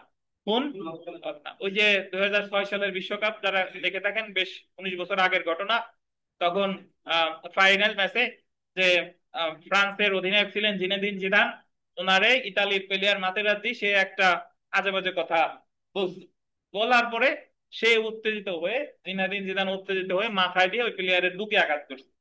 তো ওই মুহূর্তে যদি ওই প্লেয়ারটা মারা যাইতো তাহলে জিদান এই জায়গায় খুন করে নাই, হতো কি নিন্দনীয় গণহত্যা। কারণ সে তো পূর্ব পরিকল্পনা করে কাজটা করে নাই, সে এই কাজটা করছে কি গুরুতর এবং আকস্মিক উত্তেজিত হয়ে। বুঝতে পারছেন?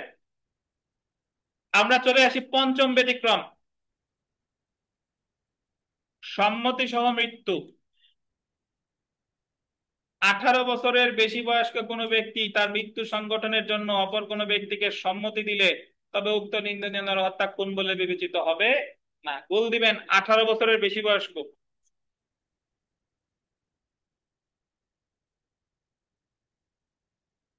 একজন ব্যক্তি যার বয়স 18 বছরের বেশি, সে এমন দুঃখ কষ্ট পাইছে, মাহবুব সাহেবরে বললো যে মাহবুব সাহেব আমি তো আইসিইউতে আছি, আমি এই যন্ত্রণা সহ্য করতে পারতেছি না, আপনি আমার এই ভেন্টিলেটর খুলে দেন, এই যে যন্ত্রপাতি আছে খুলে দেন। সম্মতি দিছে সে, মাহবুব সাহেব ঠিকই খুলে দিছে।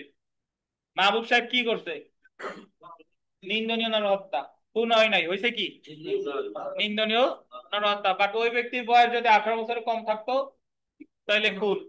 ওই ব্যক্তি যদি পাগল উন্মাদ হতো তাহলে খুন। বুঝতে পারছেন? তাহলে কত বছর বয়সের বেশি বয়স্ক ব্যক্তির সম্মতি নিয়ে তার মৃত্যু ঘটাইলে নিন্দনের মাত্রা কত? 18 বছরের বেশি বয়স্ক ব্যক্তি। তো এই ছিল আমাদের 5টা ব্যতিক্রম। আমি আবারও বলি, দেখেন, প্রথম ব্যতিক্রম ছিল গুরুতর এবং আকস্মিক উত্তেজনা। গুরুতর এবং আকস্মিক উত্তেজনার ব্যতিক্রম আবার কয়টা? 3টা। গুরুতর ও আকস্মিক উত্তেজনার যদি আপনি অজুহাত হিসেবে দেখান, সরকারি কর্মকর্তারা যদি হত্যা করেন, আর একটা হলো বৈধ আত্মরক্ষার অধিকার প্রয়োগকালে যদি উত্তেজনাটা দিয়ে থাকে তাইলে আবার কি হবে? খুন হবে। দ্বিতীয় ব্যতিক্রম ছিল যে আত্মরক্ষার অধিকার অতিক্রম করে সরল বিশ্বাসে হত্যা করলে সেটা খুন হবে না। তৃতীয় ব্যতিক্রম ছিল সরকারি কর্মকর্তা সরল বিশ্বাসে যদি কাউকে হত্যা করে সেটা খুন হবে না। চতুর্থ ব্যতিক্রম ছিল সাডেন ফাইট বা আকস্মিক কলহ। পঞ্চম ব্যতিক্রম ছিল কি সম্মতি সহকারে মৃত্যু। কত বছরের বেশি বয়স্ক? 18 বছরের বেশি বয়স্ক। আর 300 ধারার প্রথম ভাগে বলছে 4টা অনুচ্ছেদ যখন নিন্দনীয় হত্যা খুন বলে গণ্য হবে। এই 4টা অনুচ্ছেদ হলো কি কি? এক হচ্ছে অভিপ্রায় বা ইন্টেনশন, 2 হচ্ছে নলেজ বা জ্ঞান, 3 হচ্ছে আঘাতের প্রকৃতি বা নেচার অফ ইনজুরি, 4 হচ্ছে কি আসন্ন বিপজ্জনক কার্য বা ইমিনেটলি ডেঞ্জারাস অ্যাক্ট। এই 299 এবং 300 দ্বারা এই দুইটা বিষয় যদি আপনি বুঝে থাকেন তাহলে এই এখান থেকে যত প্রশ্ন আসবে আপনার মুখস্থ করা লাগবে না, আপনি শনাক্ত করতে পারবেন যে এটা আসলে খুন নাকি নিন্দনীয় নরহত্যা। প্রতি বছর প্রশ্ন একটা থাকবেই যে নিম্নে কি পরের ঘটনা কি সংঘটিত হয়েছে, খুন নাকি নিন্দনীয় নরহত্যা। তো এই জিনিসটা আপনার বোঝা লাগবে। অনলাইন অফলাইন যারা এই মুহূর্তে আমার সামনে আছেন, যদি কেউ বুঝে না থাকেন দয়া করে আমারে বলেন কোথায় বুঝেন নাই।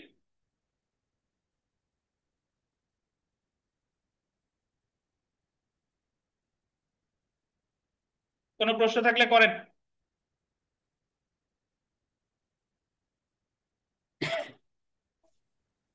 আসসালামাইকুম স্যার। হ্যাঁ, ওয়ালাইকুম আসসালাম। স্যার আরেকটু যদি বলতেন, আমি একটু পরে আসছি তো, বুঝতে পারি মানে আপনি ব্যতিক্রম গুলা। আপনি কে বলছিলেন? Sir Salehuddin sir. সালাউদ্দিন সাহেব, আর একটু কি বলবো, একেবারে শুরু থেকে বলবো তাই? না না না স্যার, লাস্টের এই যে ব্যতিক্রম গুলা। আচ্ছা, ব্যতিক্রম তো 1 নম্বর ব্যতিক্রম হলো যে আপনি যদি কাউরে হঠাৎ রাগ হয়ে হত্যা করেন, আগে থেকে তারা হত্যা করার আপনার কোনো পরিকল্পনা ছিল না, তাহলে সেটা খুন হবে না। প্রথম ব্যতিক্রম গ্রেভ এন্ড সাডেন প্রভোকেশন। জি স্যার। তবে আপনি রাগ হয়ে করলেও 3টা ক্ষেত্রে খুন হবে। যদি ওই রাগটাকে আপনি অজুহাত হিসেবে দেখান, ওই রাগটা যদি আপনি সরকারি কর্মকর্তার উপরে খাটান, আর ওই রাগটা যদি আপনারে কেউ উত্তেজনা দিতে বৈধ আত্মরক্ষার অধিকার প্রয়োগকালে, এই 3টা ক্ষেত্রে কি হবে? খুন হবে। দ্বিতীয় ব্যতিক্রম যেটা, সেটা হলো যে আপনি আত্মরক্ষার অধিকার, আমরা জানি আত্মরক্ষার অধিকার ততটুকু প্রয়োগ করা যাবে, আঘাত যতটুকু প্রতিঘাত ততটুকু। এখন আমার একজন একটা ঘুষি দিতে আসছে, কিন্তু আমিও তারে ঘুষি দিছি, এমন ঘুষি দিছি সে মারা গেছে, তাহলে আমি এই জায়গায় খুন করি নাই, হয়েছে কি নিন্দনীয় নরহত্যা। কারণ আমি সরল বিশ্বাসে আমার যে অধিকার আছে সেটা আমি অতিক্রম করে একটু বেশি ঘটাই ফেলছি।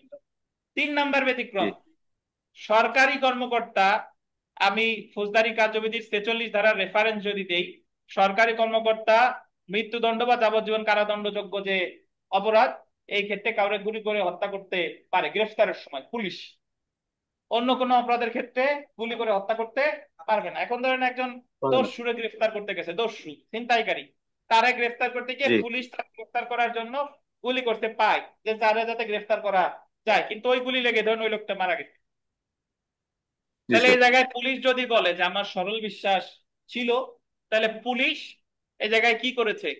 নিন্দনীয় নিন্দনীয় নরহত্যা। হত্যা করেছে, খুন করে নরহত্যা। নাই। আর চতুর্থ নাই। ব্যতিক্রম আর প্রথম ব্যতিক্রম অলমোস্ট সেম, সাডেন ফাইট, আকস্মিক বলো, মানে হঠাৎ করে দুইজনের মধ্যে ঝগড়া বাঁধতে বাঁধতে একজন আর একজনকে মেরে ফেলছে, এটাও কি হবে?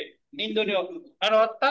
আর নরহত্যা। পঞ্চম ব্যতিক্রম যেটা আছে, সম্মতি সহকারে মৃত্যু। 18 বছরের বেশি বয়স্ক ব্যক্তি, আমরা এখানে মোটামুটি যারা আছে সবার বয়স কত? 18 বছরের বেশি। এখন 18 বছরের স্যার। বেশি বয়স্ক ব্যক্তি আর একজনকে বলছে যে ভাই আমি সম্মতি দিলাম, তুমি আমারে মেরে ফেলো।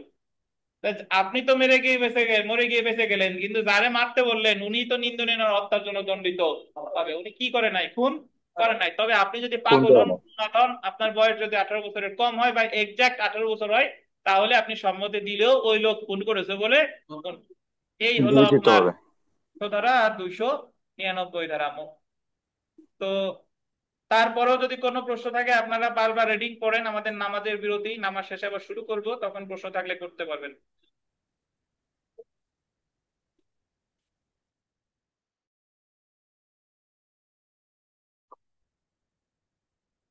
আপনাদের কোনো প্রশ্ন থাকলে জিজ্ঞাসা করতে পারেন, যদি কোনো ইন্ডিয়ান হত্যা এবং খুন রিলেটেড কোনো প্রশ্ন থেকে থাকে দয়া করে জিজ্ঞাসা করেন।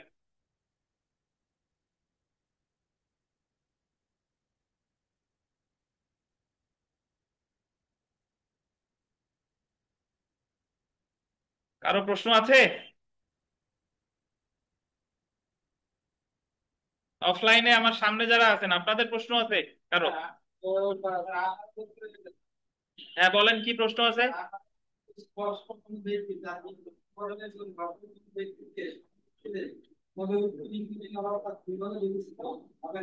জি।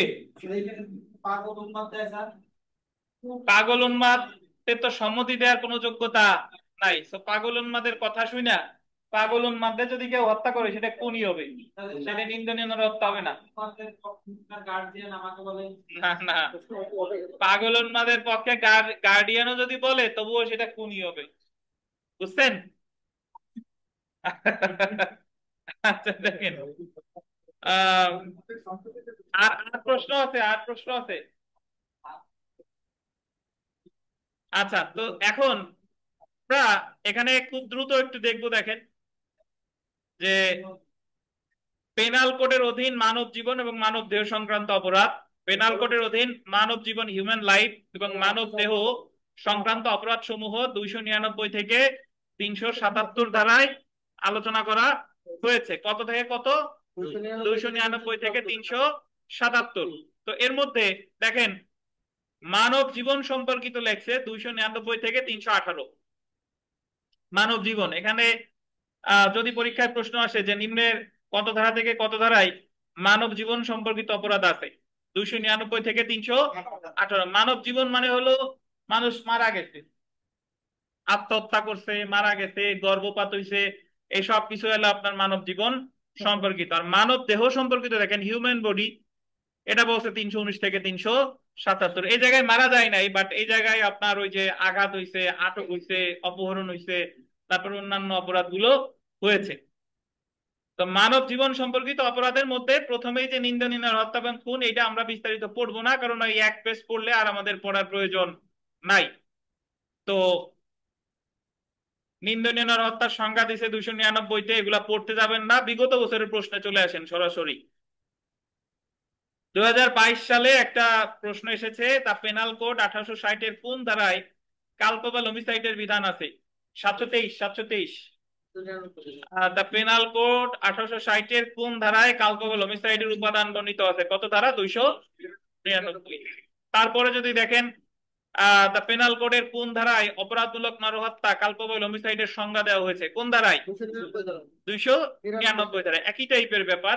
আর এই জায়গায় যে ব্যাখ্যা ট্যাখ্যা আছে, এর মধ্যে একটা ব্যাখ্যা আমরা মনে রাখবো, সেই ব্যাখ্যাটা হলো এই যে লাস্টের 3 নাম্বার পয়েন্টটা, ব্যাখ্যা 3 পাইছেন? এখানে বলছে যে মাতৃগর্ভস্থ শিশুর মৃত্যু ঘটানো নরহত্যা বলে বিবেচিত হবে না। যদি পুরাতন বইতে না থাকে জাস্ট শিখে রাখেন, শুনে রাখেন যে মাতৃগর্ভস্থ শিশুর মৃত্যু যদি কেউ ঘটায় সেটা কি হবে না, নরহত্যা হবে না। তারপরে দেখেন, মাতৃগর্ভস্থ শিশুর মৃত্যু ঘটানো নিন্দনীয় নরহত্যা বলে বিবেচিত হতে পারে যদি শিশুটির কোনো অংশ, বল দিবেন, প্রসূত হয়ে থাকে। পাইছেন? শিশুটির কোনো অংশ যদি প্রসূত হয়, দেখেন আমাদের মাহবুব সাহেব এখনো পাই নাই, জি স্যার। এই পাইছি, স্যার, পাইছেন? পাইছি, স্যার। তাহলে মাতৃগর্ভস্থ শিশুর কোনো অংশ যদি কি হয়, প্রসূত মানে হলো ভূমিষ্ঠ হয়, বুঝছেন? কোনো অংশ যদি ভূমিষ্ঠ হয় আর কি, অর্থাৎ শিশুটি শ্বাস প্রশ্বাস গ্রহণ না করলেও বা সম্পূর্ণরূপে জন্মগ্রহণ না করলেও মাতৃগর্ভস্থ শিশুর মৃত্যু ঘটানো নিন্দনীয় হত্যা বলে বিবেচিত হতে পারে যদি শিশুটির কোনো অংশ কি হয়ে থাকে, প্রসূত হয়ে থাকে। তারপরে দেখেন, মায়ের গর্ভে থাকাকালীন শিশুর জীবন মায়ের জীবনের অংশ মর্মে গণ্য করা হয় এবং এই কারণে মাতৃগর্ভস্থ শিশুর মৃত্যু ঘটানো নিন্দনীয় হত্যা মর্মে গণ্য করা হয় না। সেটা গর্ভপাত অপরাধ হতে পারে, সেটার বলে মিসক্যারেজ, সেটা আলাদা একটা অপরাধ। মাতৃগর্ভস্থ শিশুর মৃত্যু ঘটাইলে সেটার নিন্দনীয় নরহত্যা বলা যাবে না, সেটাকে বলা যেতে পারে মিসক্যারেজ। আমরা সামনে অধ্যায় পড়বো। কিন্তু যে মাত্রই উক্ত শিশুর কোনো অংশ মায়ের গর্ভ হতে বের হয় সেই মাত্র উক্ত জীবন একজন জীবন্ত মানুষ মর্মে গণ্য করা হয় এবং এমন প্রসূত শিশুর মৃত্যু ঘটানো নিন্দনীয় হত্যা মর্মে কি হয়, গণ্য হয়। তাহলে আপনি মনে রাখবেন, যতক্ষণ পর্যন্ত কেউ মায়ের গর্ভে আছে ততক্ষণ পর্যন্ত যদি মারা যায় তাহলে সেটা নিন্দনীয় নরহত্যা হবে না, সেটা কি হবে, মিসক্যারিজ বা গর্ভপাত হিসেবে বিবেচিত হবে। কিন্তু তার কোনো অংশ যদি প্রসূত হয়ে থাকে তখন সেটা হবে কি, নিন্দনীয় নরহত্যা। আমরা জেনে রাখা ভালোতে দেখি, দেখেন 299 ধারায় নিন্দনীয় নরহত্যার উপাদান 3টি, ওই জায়গায় লিখে দিছিলাম কয়টা, 3টি, আর এই ধারায় ব্যাখ্যাও আছে কয়টা, 3টা। তো 2023 সালের একটা প্রশ্ন আপনাদের পুরাতন ভার্সনে নাও থাকতে পারে, সমস্যা নাই, জাস্ট প্রশ্নটা এমনিতেই পারবেন। নিম্নের কোনটি দণ্ডনীয় নরহত্যা নয়? অপশন আছে মাতৃগর্ভস্থ শিশুর মৃত্যু, দৈহিক জখমের ফলে মৃত্যু, মৃত্যু ঘটার অভিপ্রায়কৃত কাজ, মৃত্যুর সম্ভাবনা আছে জেনেও কৃত কাজ। কোনটা হবে? মাতৃগর্ভস্থ শিশুর মৃত্যু। মাতৃগর্ভস্থ শিশুর মৃত্যু ঘটালে সেটা নিন্দনীয় নরহত্যা নয়। তারপরে দেখেন, এক্স ওয়াই এর চলার পথে গর্ত করে মৃত্যুর ফাঁদ পেতে রাখায় ওয়াই ওই ফাঁদে পরে আহত হয়ে মারা যায়। এক্স এর অপরাধ, এই জায়গায় লেখছে দণ্ডনীয় নরহত্যা, এটা উত্তর লেখেন কোন হবে, ক হবে, ক। ওই যে ফাঁদ পেতে রাখছে তার অভিপ্রায় ছিল, তার অভিপ্রায় ছিল। সো এই ক্ষেত্রে যদিও বইতে কাউন্ট করতে উত্তর বাট অ্যাকচুয়ালি উত্তর হবে কত বলেন, কি হবে, খুন।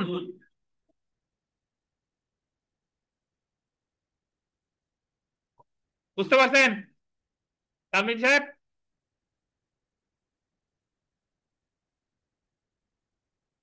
সেলফ প্র্যাকটিসের একে, ওই যে এ জানে ঝোপের আড়ালে যা, তাহলে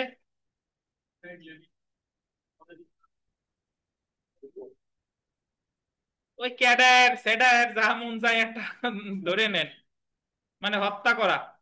আচ্ছা, এখন আমরা 2 নাম্বার প্রশ্নটা পড়ি, দেখেন সেলফ প্র্যাকটিসের 2। এ জানে, মানে আরিফ জানে জামান একটি ঝোপের আড়ালে আছে। আরিফ জানতেছে যে জামান আছে কোথায়, ঝোপের আড়ালে। বদরুল তা জানে না। আরিফ জামানের মৃত্যু ঘটানোর উদ্দেশ্যে বা এই ঘটনায় জামানের মৃত্যুর ঘটার আশঙ্কা জেনে আছে, জেনে রয়েছে, জেনে বদরুলকে উক্ত ঝোপের প্রতি গুলি ছোড়ার জন্য আরিফ প্ররোচিত করে। আরিফ বলতেছে বদরুল ওই ঝোপের দিকে গুলি ছোড়ো। এখন বদরুল তো জানে না যে ঝোপের আড়ালে জামান আছে, এটা আবার কে জানে, আরিফ জানে।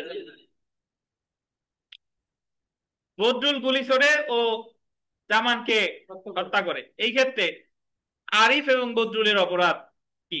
তো এখানে আহ, এখানে দেখেন একটা বিষয় দেখেন, এই জায়গা বদরুল তো জানে না, তো বদরুলে যা কোনো অপরাধ করে নাই।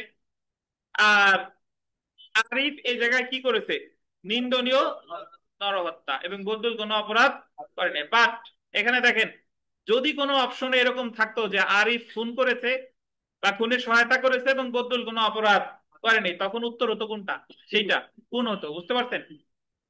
এখন এই যে যে উদাহরণটা, এই উদাহরণটা সরাসরি হচ্ছে 299 ধারার উদাহরণ। বা ওই যে আর একটা উদাহরণ আমরা সামনে পড়বানি, যে একজন লোক ওই আর একজনকে হত্যার উদ্দেশ্যে ঘাসের ফরাশ পেতে রাখছে, এবং ওই লোকটা ওই ওখানে ফরাশ মানে হলো কার্পেট, মানে কৃত্রিম কার্পেট, তো ওই লোকটা ওখানে পড়ে মারা গেছে। তাহলে যে ঘাসের ফরাশ পেতে রাখছে সে ওই জায়গায় লেখা আছে মৃত্যুর অভিপ্রায় নিয়েই রাখছে। তো মৃত্যুর অভিপ্রায় নিয়ে রাখলে ওই লোকটা যে পড়ে মারা গেছে এটা নিন্দনীয় নরহত্যা হয়েছে, এটা নিয়ে কোনো সন্দেহ নাই, কারণ বেআইনি ভাবে হত্যা করলেই সেটা কি নিন্দনীয় নরহত্যা। কিন্তু যেহেতু এখানে তার কি ছিল, অভিপ্রায় ছিল, তাই এটা হয়ে যাবে কি বলেন খুন। এখন প্রশ্ন হলো 299 ধারার উদাহরণে এই উদাহরণটারে বলছে নিন্দনীয় নরহত্যা, কারণ 299 ধারা পর্যন্ত তো খুন কি এই জিনিস তো আমরা জানি না। 299 ধারায় তো বলছে নিন্দনীয় নরহত্যা, সো এই জিনিসটা তো নিন্দনীয় নরহত্যাই হবে। কিন্তু এই উদাহরণটা যদি আমি 299 এবং 300 ধারা এই দুইটার আলোকে বিবেচনা করি তাহলে উত্তর হবে কি খুন। বুঝেন কিনা? ধরেন আমাদের ইসলামের আসমানি কিতাব আছে 4 খণ্ড, মানে বড় আসমানি কিতাব কয় খণ্ড? 4 খণ্ড, তাওরাত, জাবুর, ইনজিল, কুরআন মাজিদ। তার সবার আগে হচ্ছে তাওরাত, তারপরে হচ্ছে জাবুর, তারপর হচ্ছে ইনজিল, তারপরে কি কুরআন মাজিদ। এখন যত যতদিন পর্যন্ত কুরআন মাজিদ আসে নাই ততদিন পর্যন্ত বেস্ট ভার্সন ছিল কোনটা? ওই যে ইনজিল, তাওরাত, জাবুর, ইনজিল। কিন্তু যখন আপনি ইনজিলের সাথে কুরআন এসে গেছে তখন এই চারটারে যদি তুলনা করেন তাহলে হবে কোনটা? কুরআন মাজিদ। তাহলে যতদিন পর্যন্ত আমরা খুন সম্পর্কে জানি নাই ততদিন পর্যন্ত এই প্রশ্নের উত্তর কি নিন্দনীয়। তার যখনই আমি 299 এর পর 300 দ্বারাও জেনে ফেললাম তখন 299 আর 300 যদি তুলনা করি তাহলে এই প্রশ্নের উত্তর হবে কি খুন। এখন এত কথা বলার কারণ হলো, কারণ একটু পরে বলতেছি, আগে আমরা এই প্রশ্নটা পড়ি। 3 নম্বর প্রশ্নটা দেখেন, কোন গর্তের উপর কাষ্ঠদণ্ডাদি ও ঘাসের ফরাশ পেতে মৃত্যু ঘটানোর উদ্দেশ্যে বা এর দ্বারা মৃত্যু ঘটার আশঙ্কা রয়েছে জেনে অনুরূপ কোন গর্তের উপর কাষ্ঠদণ্ডাদি ও ঘাসের ফরাশ পেতে দেয়, ওই যে মৃত্যু ঘটানোর উদ্দেশ্যে দেখছেন, এবং উক্ত স্থান মজবুত বলে বিশ্বাস করে যে এটার উপর পা রাখে এবং এরপরে মারা যায়, এর অপরাধ কি? এখানে উত্তর বলছে নিন্দনীয় নরহত্যা। আমার নিন্দনীয় নরহত্যা যে হয়েছে এটা নিয়ে কোনো সন্দেহ নাই, কিন্তু যেহেতু মৃত্যু ঘটানোর উদ্দেশ্যে কাজটা করছে পরবর্তীতে এই নিন্দনীয় নরহত্যাটা কি হবে? খুন হবে। তাহলে এই জায়গায় উত্তর হবে কত? খুন। এখন আপনি যদি বলেন স্যার এই জায়গা তাহলে নিন্দনীয় নরহত্যা দিল কেন, কারণ এই জায়গা 299 ধারার উদাহরণ বলছে, এখনো 300 ধারা এখনো পড়ি নাই। তো 299 এবং 300 এই দুটের বিবেচনা করে যদি সিদ্ধান্ত নেন তাহলে উত্তর হবে কি? আপনার বাংলাদেশ বার কাউন্সিল পরীক্ষায় প্রশ্ন কি 299 পর্যন্ত হয় নাকি পুরো দণ্ডবিধি? যদি যদি 299 পর্যন্ত সিলেবাস থাকতো তাহলে উত্তর হতো নিন্দনীয় হত্যা। আর যেহেতু পুরো দণ্ডবিধি এই জন্য উত্তর হবে কি খুন। এখন আমার এক স্টুডেন্ট, ইন্টারন্যাশনাল স্টুডেন্ট, সে আমার সাথে তর্ক করলো হলো যে স্যার এটা 299-তে আছে, এই কারণে এটা কোনোদিনও খুন হবে না, এটা নিন্দনীয় হত্যাই হবে, যেহেতু 299 উদাহরণ।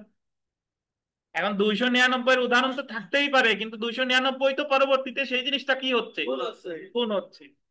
যদি 299 সাথে 300 ধারার শর্তগুলো কি মিলে যায় তখন সেই নিন্দনীয় হত্যা খুন হবে, নাইলে হবে না।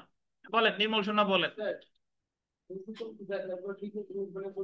শুনি না, আমি কথা আসতে শুনি না, জোরে এই বলেন। এই উদাহরণটা আমরা তো এখনো তো মানে 299 ভিতরে আছে। জি, এখন এই উদাহরণটা যদি 300 টাকার অধিকে পড়তো তাহলে তো আমরা এই ভুলই ধরে নিতাম। জি। আর এখন তো আমরা ফোন ধরতে পারছি না, কারণ কি আমরা তো এখনো 299 ভিতরে। এখন আপনারা ধরতে পারে, হ্যাঁ এটা কথা। আর আমরা তো সব পড়ে সেই জায়গায় আসতেছি, যদিও আইন পাঠে 299 পর্যন্ত আছি, হ্যাঁ, কিন্তু অলরেডি তো আমরা সব পড়ে ফেলাইছি। এই কারণেই তো আপনাদের ব্যাখ্যা করতেছি যে কি হবে কি কি হবে না। আচ্ছা দেখেন, তো আমরা এখানে 6 নম্বর প্রশ্নটা যদি দেখেন, মাতৃগর্ভস্থ শিশুর মৃত্যু ঘটানো নিন্দনীয় নরহত্যা বলে বিবেচিত হতে পারে যদি শিশুটির কোনো অংশ কি প্রসূত হয়ে থাকে। এরপরে আমরা পরের পেজে চলে আসি। দেখেন এই জায়গা 4টা অনুচ্ছেদ বলছে, এগুলা কোনোটা পড়তে যাবেন না, সময় নষ্ট। জাস্ট আমি আপনাদের যে কাগজটা দিছি ওই কাগজটা ভালোভাবে পড়বেন আর সেলফ প্র্যাকটিস বিগত বছরের প্রশ্নগুলা দেখবেন, তাহলে দেখবেন সব পারেন। 727 পেজে চলে আসেন। এই জায়গায় বলছে সুজন পারেন না জানো? আচ্ছা দেখেন, এ জেড কে হত্যা করার অভিপ্রায়ে তাকে গুলি করে, হত্যাকার অভিপ্রায় আছে, দেখছেন? জি। বলে যে মারা যায়, এর অপরাধ কি? এই তো ভুল হবে স্যার। কোন বলে গণ্য নিন্দনীয় নরহত্যা। অ্যাকচুয়ালি প্রশ্নের উত্তরগুলো এই ধরনের থাকা উচিত যে কোন বলে গণ্য নিন্দনীয় নরহত্যা, কোন বলে গণ্য নয় এমন নিন্দনীয় নরহত্যা। কারণ একজন ব্যক্তি আরেকজন ব্যক্তির যদি হত্যা করে সেটাই তো নিন্দনীয় নরহত্যা, তাহলে পরবর্তীতে সেটা খুন হতেও পারে, আবার নাও হতে পারে। 2, 3 এগুলা পড়ে ফেলবেন। এরপরে চলে আসেন 729 পেজে, মানে এরপর সেলফ প্র্যাকটিস। ওই যে জামান একটি রোগে ভুগছে যে, পাইছেন? এই নির্মল, স্যার, জোরে পড়েন, যত জোর আছে এই প্রশ্নটা পড়েন জোরে। জামান এমন একটি রোগে ভুগছে যে এক আঘাতেই তার মৃত্যু হবার সম্ভাবনা আছে। হ্যাঁ, এ এই কথা জেনে, এটা বলতেন জেনে। হ্যাঁ, অবগত আছে হ্যাঁ, যে কে মানে জামানকে দৈহিক জখম করার অভিপ্রায়ে আঘাত করে। আঘাত করে। হুম উক্ত আঘাতে বলে জামান মারা যায়, হুম। এর অপরাধ কি? তাহলে এটা তো খুন। কারণ সে এক আঘাতে মারা যাবে এটা সে জানতো, আর জেনে এই আঘাতটা করছে, তো এটা মিলে যায় দ্বিতীয় অনুচ্ছেদ জ্ঞান বা নলেজের সাথে। সো এটা কি হবে? খুন হবে। বুঝছেন? তারপরে প্রশ্ন নির্মল, 2 নম্বরটাও জোরে পড়েন। জামান এমন একটি রোগে ভুগছে যে এক আঘাতেই তার মৃত্যু হবার সম্ভাবনা আছে। এ এই কথা না জেনে, এটা দেখেন হ্যাঁ, সেম প্রশ্ন, বাট এই জায়গায় আগেরটা বলছে জেনে, আর এই জায়গায় কি জেনে। জামানকে দৈহিক জখম করার অভিপ্রায়ে এমন আঘাত করে যা একজন সুস্থ ব্যক্তির মৃত্যু ঘটাতে যথেষ্ট নয়। নয়। হ্যাঁ, তাহলে উক্ত আঘাতের ফলে জামান মারা যায়, এর অপরাধ কি? তাহলে আমাদের এটা নিন্দনীয় এটা নিন্দনীয়, কারণ সে তো ওই আঘাত তো সে জানতো না যে তার এখানে গুরুতর ব্যাধিতে সে আছে। তার পূর্ব পরিকল্পনাও নাই। জি, বুঝছেন? আচ্ছা, 3 নাম্বারটা বলেন নির্মল। জামান এমন একটি রোগে ভুগছে যে এক আঘাতেই তার মৃত্যু হবার সম্ভাবনা আছে। এ এই কথা না জেনে, বললেন না জেনে, জামানকে দৈহিক জখম করার অভিপ্রায়ে আন্ডারলাইন করবেন। এমন আঘাত করে যা প্রাকৃতিক স্বাভাবিক প্রাকৃতিক কো, মানে প্রকৃতির, হ্যাঁ প্রকৃতির, প্রকৃতির স্বাভাবিক হ্যাঁ। গতিতে একজন সুস্থ ব্যক্তির মৃত্যু ঘটাতে যথেষ্ট। সে জানে না যে দুর্রোগ্য ব্যাধিটা আছে, বাট এমন আঘাত করছে যে একজন সুস্থ মানুষের মৃত্যু ঘটাইতে পারে। উক্ত আঘাতের ফলে জামান মারা যায়, এর অপরাধ কি বলে? বুঝছেন? এমন আঘাতটা করছে যে একজন সুস্থ লোক মারা যাবে, মারা যায়। তাহলে এই জায়গা কি হয়েছে? খুন হয়েছে। বুঝছেন? বিগত বছর একটা প্রশ্ন দেখেন, বিগত বছর প্রশ্ন ওই যে 731 পেজে, করিম একটি রোগে ভুগছে যে এক আঘাতেই তার মৃত্যু হওয়ার সম্ভাবনা আছে। এই কথা না জেনে করিমকে দৈহিক জখম করার অভিপ্রায় এমন আঘাত করে যা একজন সুস্থ মানুষের মৃত্যু ঘটাতে পারে। সে জানে না ঠিক আছে, বাট এমন আঘাত করতে যে একজন সুস্থ মানুষের মৃত্যু করতে পারে, ফলে করিম মারা যায়। এ জায়গা কি হয়েছে? খুন হয়েছে। বোঝা গেছে? এরপরে চলে আসেন 732 পেজ, সেলফ প্র্যাকটিস। পাইছেন? এ কোনো কারণ ছাড়া জনতার উপর গুলি করে ফলে বি মারা যায়, এ নিম্নলিখিত কোন অপরাধ করেছে বলেন? জনতার উপর গুলি ছাড়লে কি হবে? আসন্ন বিপজ্জনক কার্য, কি হবে? খুন হবে। 3 নাম্বার প্রশ্নটা খুবই খুবই গুরুত্বপূর্ণ, দেখেন। দণ্ডবিধির 300 ধারা 4th অনুচ্ছেদ অনুযায়ী কোনো ব্যক্তিকে খুনের জন্য দণ্ডিত করার ক্ষেত্রে নিম্নলিখিত কোন শর্তটি পূরণ করা আবশ্যক? আসন্ন বিপজ্জনক কাজের মাধ্যমে কি করা? হত্যা করা। এই জায়গায় অভিপ্রায় দরকার নাই। বুঝছেন? 2 নাম্বার প্রশ্নটাও গুরুত্বপূর্ণ, দেখেন 2 নাম্বারটা। দণ্ডবিধি 300 ধারার কত নম্বর অনুচ্ছেদে খুনের জন্য মৃত্যু ঘটানোর অভিপ্রায় আবশ্যক না? কত অনুচ্ছেদ? 3টে স্টার দেন, খুবই গুরুত্বপূর্ণ কথা। কত অনুচ্ছেদ? 4th।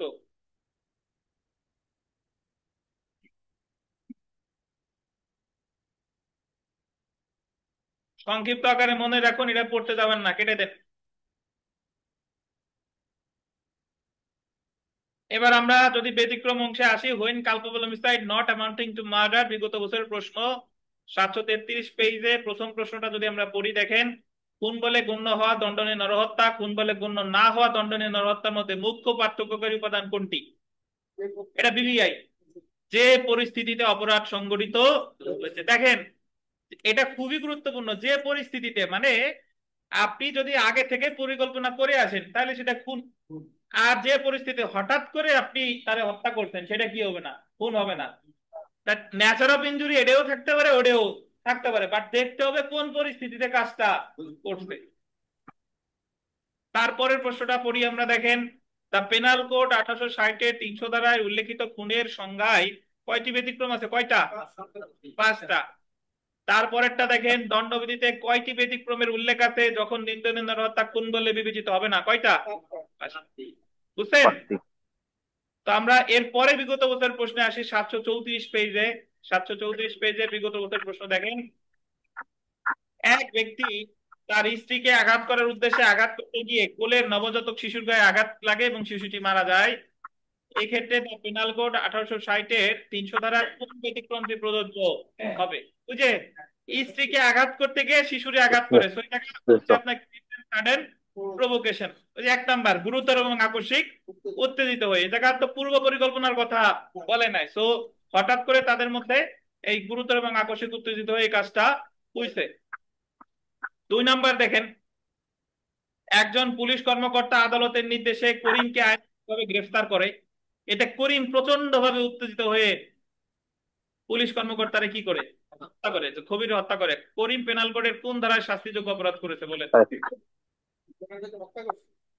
আচ্ছা, উত্তর হবে 302 ধারা। ওই যে সরকারি কর্মকর্তারে উত্তেজিত হয়ে হত্যা করলে সেটা কি হবে?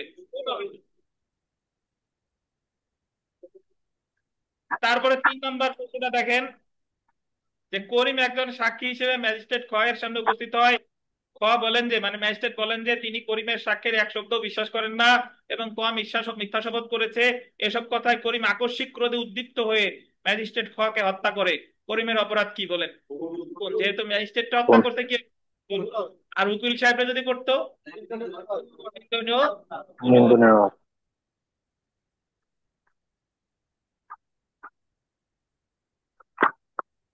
735-এর 4 নাম্বার প্রশ্ন দেখেন, নির্মল এটা পড়েন, জোরে পড়েন নির্মল। এ বি কে অকথ্য ভাষায় গালিগালাজ করতে থাকে হ্যাঁ। এবং মারার হুমকি দেয়। হুম। এতে বি গুরুতর ও আকস্মিক উত্তেজিত হয়ে আত্মনিয়ন্ত্রণের ক্ষমতা হারিয়ে এ কে গুলি করে ফেলে। হুম। এ মারা যায়। বি এর অপরাধ কি? নিন্দনীয় ওই যে গুরুতর এবং আকস্মিক উত্তেজনা, হঠাৎ গালিগালাজ যদি না করতো সে কি তারে মারতো? মারতো না। তাহলে গুরুতর এবং আকস্মিক উত্তেজিত হয়ে করলে সেটা খুন হবে না, সেটা হবে কি? নিন্দনীয় নরহত্যা। তারপরে 5, 6 এগুলো পড়ে নেবেন। 5, 6, 7, 8, 9 ধৈর্য ধরে পড়বেন। 737-এর 1 নাম্বার প্রশ্নটা পড়ি, দেখেন 1 নাম্বারে বলতেছে যে জেড জামান আরিফকে ঘোড়ার চাবুক দিয়ে এমন ভাবে মারার উপক্রম করে যে আরিফ যেন গুরুতর ভাবে আহত না হয়। মানে জামান চাবুক দিয়ে আরিফকে মারতে যাচ্ছে, কিন্তু ওই মারার ফলে সে গুরুতর আহত হবে না। আরিফ একটি পিস্তল দেখায় লেখছে, অন্তস্থ দেন, দেখায় হবে, দেখায় আরিফ একটি পিস্তল দেখায়। জামান তারপরেও আরিফকে আক্রমণ করার চেষ্টা করে। আরিফ দেখাইছে যে আমার কিন্তু পিস্তল আছে, তারপরেও সে চাবুক দিয়ে শুরু করছে, আঘাত করতেছে। অন্য কোনো উপায়ে আরিফ নিজেকে মুক্ত প্রহার থেকে বাঁচাতে পারবে না, এই সৎ বিশ্বাসে আরিফ জামানকে গুলি করে হত্যা করে। তো ওই যে আত্মরক্ষার অধিকার অতিক্রম করে সরল বিশ্বাসে, তো এটা কি হবে? নিন্দনীয় নরহত্যা, দ্বিতীয় ব্যতিক্রম। তারপরে চলে আসেন 738 পেজের 2 নাম্বার প্রশ্ন। 2 নাম্বার প্রশ্নটা যে কত বছরের অধিক বয়স্ক হয়ে ইচ্ছাকৃতভাবে মৃত্যুবরণ করে বা মৃত্যুর ঝুঁকি নেয় তাহলে নিন্দনীয় নরহত্যা হবে, খুন নয়। কত বছরের? 18 বছরের। 3 নাম্বার প্রশ্নটা পড়ি, দেখেন এই মাহবুব সাহেব 3 নাম্বার প্রশ্ন জোরে পড়েন, জোরে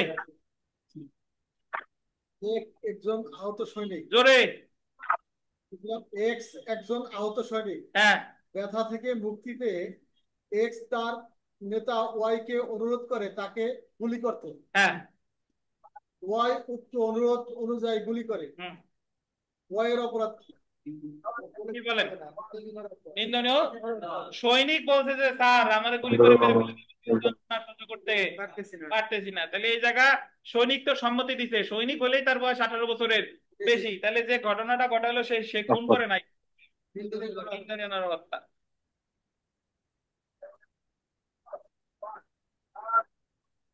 আমরা চলে আসি 739 পেজে, নিন্দনীয় নরহত্যা এবং খুনের শাস্তি। এ জায়গায় একটা ছক আছে, দেখেন, পাইছেন?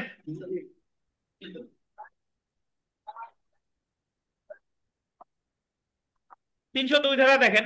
302 ধারায় বলতেছে খুনের শাস্তি, খুনের সংজ্ঞা দিছে কত ধারা? 300 ধারা। 300 দ্বারা। খুনের 300 ধারা। খুনের শাস্তি দেখেন, মৃত্যুদণ্ড বা যাবজ্জীবন কারাদণ্ড এবং সেই সাথে কি বলেন, অর্থদণ্ড। তাহলে সর্বোচ্চ শাস্তি মৃত্যুদণ্ড, সর্বনিম্ন কি বলেন, যাবজ্জীবন কারাদণ্ড। 303 ধারাটা দেখেন, যাবজ্জীবন দণ্ডে দণ্ডিত ব্যক্তি কর্তৃক খুনের শাস্তি।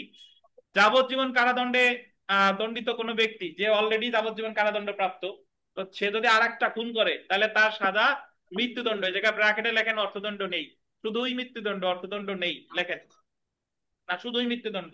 ওই মামলায় হয় সে খালাস হবে, নাইলে মৃত্যুদণ্ড, আর কোনো অপশন নাই। বুঝতে পেরেছেন? মাঝে একটা ধারা প্রসিডিউরাল সেকশন, ওই ধারায় মামলা হয় না, সেই ধারাটা হলো 301 ধারা। 301 ধারা হলো একজনকে খুন করতে গিয়ে বা একজনকে নিন্দনীয় হত্যা করতে গিয়ে আর একজনকে করে ফেলতে। খুন করতে গেছিল মাহবুব সাহেব রে, গুলি লেগে গেছে নির্মলের। তো মাহবুব সাহেব মারা গেলে যেভাবে খুনের জন্য তাই হতো, নির্মল মারা গেছে সেইভাবে খুনের জন্য তাই হবে। বুঝছেন কত ধারা? 301।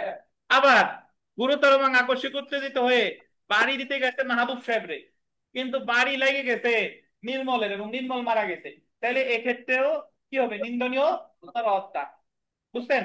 মানে যারে হত্যা করতে গেছে বা যারে নিন্দনীয় হত্যা করতে গেছে তারে না করে যদি আরেকজনের সাথে ঘটে যায়, তাহলে ওই যে যারে পরিকল্পনা করছিল বা যারে নিন্দনীয় হত্যা করতে গেছিল সে মারা গেলে যেভাবে দণ্ডিত হতো, এ মারা গেলেও সেইভাবেই দণ্ডিত হবে। তাহলে মামলা কিন্তু 301 ধারায় কি হয়, 301 ধারায় হয় না। 301 ধারায় একটা প্রসিডিউরাল সেকশন, 301 এ জাস্ট বলে দিছে যে একজনকে হত্যা করতে গিয়ে আরেকজনকে যদি হত্যা করে ফেলে তাহলে সে সমানভাবেই দায়ী হবে।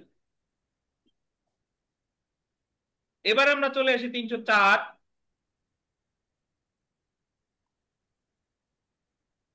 খুন বলে গণ্য নয় এমন নিন্দনীয় নরহত্যার শাস্তি।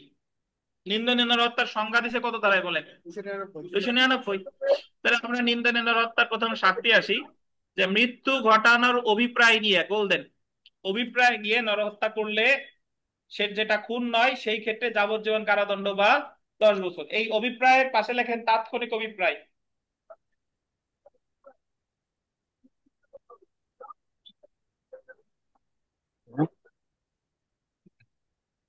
আপনি বলবেন স্যার অভিপ্রায় থাকলে তো খুন হয়, তাহলে এই জায়গা নিন্দনীয় নরহত্যায় কেন অভিপ্রায় নিয়ে বলতেছে? এই অভিপ্রায়টা হলো এরকম যে,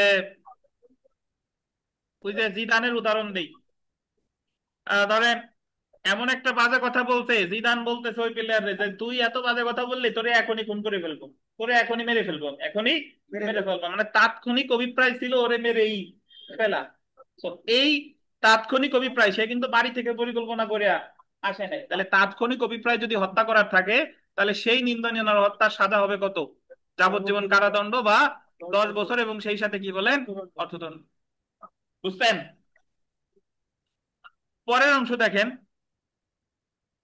অভিপ্রায় ছাড়া গোল্ডেন, যদি তার অভিপ্রায় না থাকে, অভিপ্রায় না থাকে মানে হলো সে জাস্ট আঘাত করছে, মাথায় মাথায় দিয়ে আঘাত করছে, ওই আঘাতে করে মারা যাওয়ার কথা না, কিন্তু ওই লোক মারা গেছে, তাহলে তো তার হত্যা করার অভিপ্রায় ছিল না, বাট তারপরেও সে মারা গেছে, তাহলে সাজা কত দেখেন।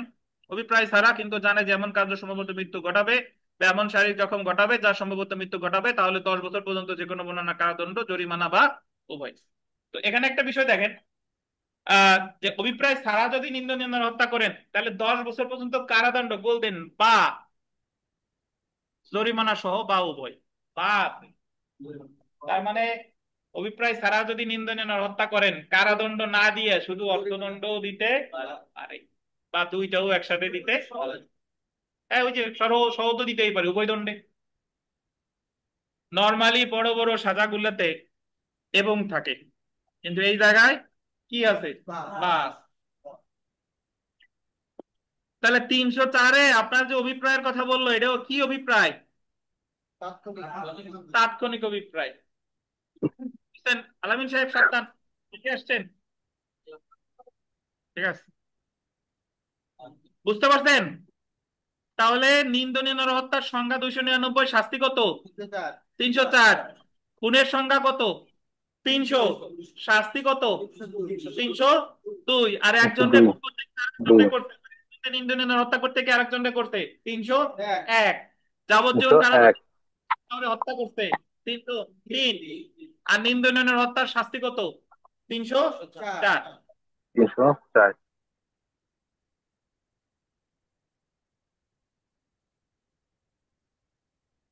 তো আমরা 740 পেজে চলে আসি, বিগত বছরের প্রশ্ন।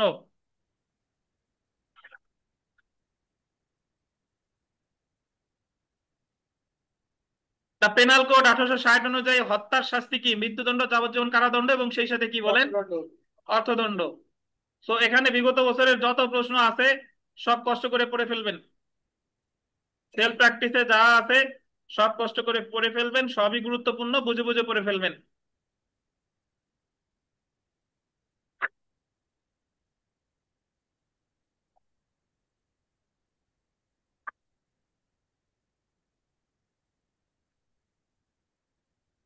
তো আপনাদের আজকে দণ্ডবিধি এই পর্যন্তই।